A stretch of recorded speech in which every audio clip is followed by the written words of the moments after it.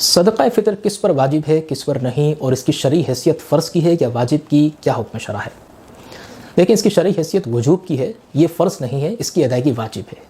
और इसकी अदायगी वाजिब किस पर है, ये बड़ा अहम सवाल है, क्योंकि हमने ये देखा कि बाकायदा सदक़ा फ़ितर की तरग़ीबात दी जा रही होती हैं, उसके फ़ज़ाइल बयान किए जाते हैं।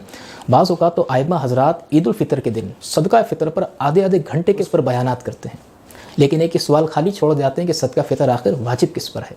इसका नतीजा फिर हमने ये देखा, इसका नुकसान ये देखा कि बाज़ औक़ात एक शख्स जो गरीब है वो कर्ज़ लेकर फ़ितरा अदा कर रहा होता है। बाज़ औक़ात ये बात भी देखने में आई है कि वो शख्स जो ज़कात वसूल कर रहा है, जो मुस्तहिक़ ज़कात है, वो बाज़ औक़ात वो अपना फ़ितरा अदा कर रहा है। अजीब सूरत हाल है। तो आप ज़रा सीख लीजिए कि सदक़ा फ़ितर आप पर वाजिब भी है कि नहीं है। इसमें चंद चीज़ें आपको देखनी होंगी। अगर इनमें से किसी एक का जवाब भी अगर हाँ में है तो आप पर सदक़ा फ़ितर वाजिब होगा। कि आपके पास 7.5 तोला सोना मौजूद है, या आपके पास 52.5 तोला चांदी मौजूद है। 2 नंबर 3, क्या आपके पास इतनी मालियत मौजूद है जो ज़रूरियात ज़िंदगी से ज़ायद हो, वो कैश की सूरत हो, करेंसी की सूरत हो, डॉलर्स हैं, रियाल हैं, किसी भी तरह की। आपके पास प्राइस पॉइंट मौजूद हैं जो तकरीबन 1,40,000 इसकी मालियत पहुँच जाती हो और वो ज़रूरियात ज़िंदगी से बिल्कुल ज़ायद हैं, तो आप पर सदक़ा फ़ितर वाजिब होगा।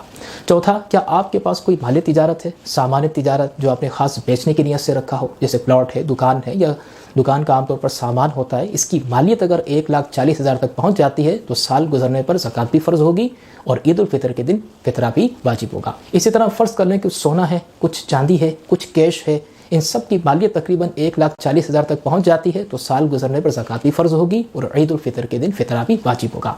और एक चीज़ थोड़ी सी हटकर जो ज़कात के निसाब में शामिल नहीं है लेकिन इससे फ़ितरा ज़रूर वाजिब हो जाता है, वो ये कि अगर आपके पास कुछ ऐसा सामान है, एक चीज़ या चंद चीज़ें जिनकी मालियत को अगर जमा कर लें और वो तकरीबन निसाब तक अगर पहुँच जाता हो और वो ज़रूरियात ज़िंदगी से बिल्कुल ज़ायद हो तो आप पर फ़ितरा वाजिब हो जाएगा, अलबत्ता ज़कात फ़र्ज़ नहीं होगी।